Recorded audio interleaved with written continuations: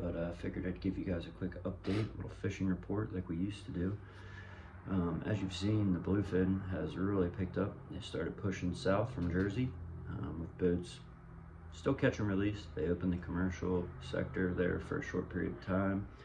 So boats that had a commercial HMS permit or endorsement were able to kill any bluefin over 72 inches and sell it to the fish market. But it only stayed open for 3 or 4 days and they closed it. So it's been catch and release only, but I've had a lot of boats getting them pretty close to the beach, some big ones too.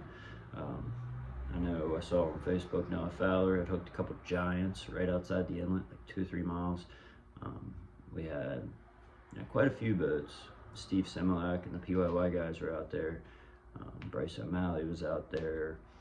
A lot of guys getting them trolling, spinning gear, anywhere from the 12 to Bass Grounds to the Jack Spot to as close as Isle of Wight, and great Gulf.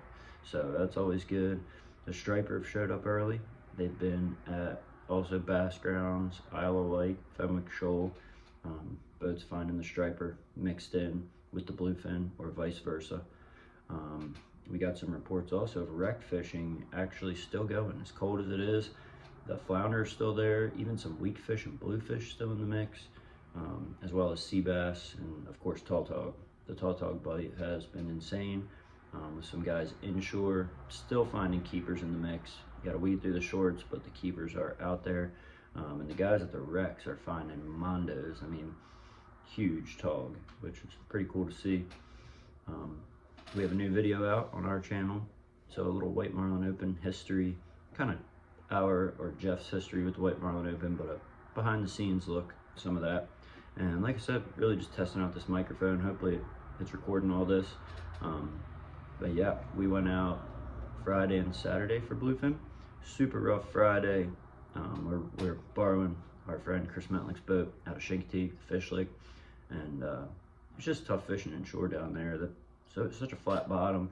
They got a few little spots, black banks and the rail cars and things, but for the most part, it's like, it just feels like, Sam's Hill or Lumpy Bottom, and there's like that 21-mile hill, but there's only a few spots, and they're just kind of a hike, especially coming out around that hook and Tom's Cove, and got to get all the way out and then go to your spot. Whereas Ocean City, you can poke straight out to the Bass Grounds and you're there, or start trolling really, or you can run right up to 12 or run right out to Jack Spot. From Chincoteague, it's just a hike to get to any spot like that. And yeah, so Friday we got our asses kicked. Weren't even in the right area really. We tried a spot to the south where commercial guys told us they saw them airing out, but we didn't see much signs of them. And then Saturday we went back at it again, and we left a little later to try time the tide change or try that afternoon window. And I think we got there like during the bite, because I mean, as soon as we got lines in the water, we only brought 4 rods. We had 3 of them in. We were debating on what to put on the 4th one, like a plastic, ballyhoo, nomad. And as we were debating what to put on the 4th rod, it was the right long or the port long, and got smoked. Screamed the drag off, probably 100-pounder, 150-pounder. But yeah, screamed the drag off just long enough. Our buddy Addison got it out of the rod holder, getting ready to get situated. We had it tight and everything. He was getting ready to, get a belt or start fighting it. And he felt, he's like, oh, this thing's shaking its head like crazy, man. Trying to keep it tight. Oh, there it went. And shook the hook that quick. And we never got another bite. And it was rough and just a mess. And yeah, we were wishing we waited for Sunday. Don't make those mistakes too often, but it does happen occasionally.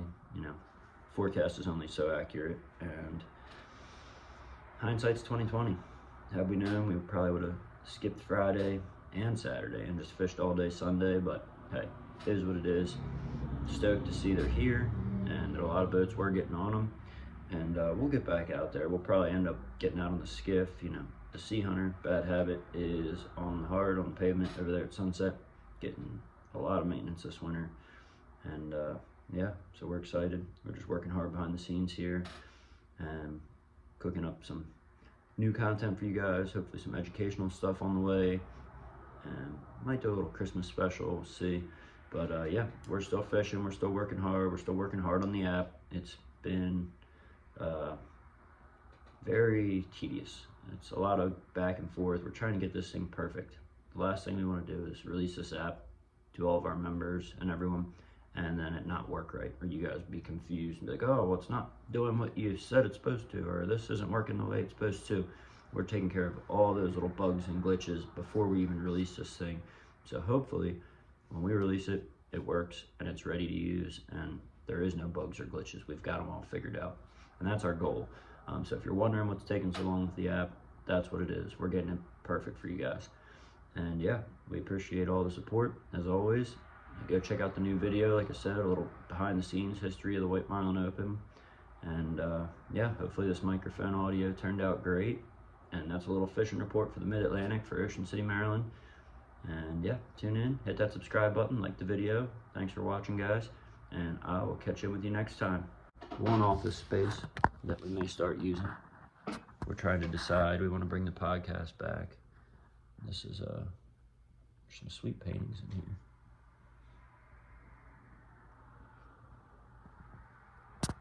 But yeah.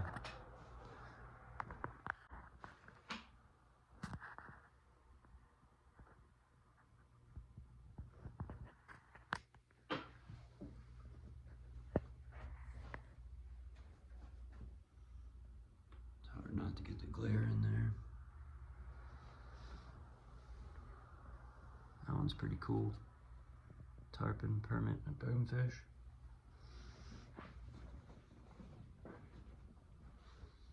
This is my favorite.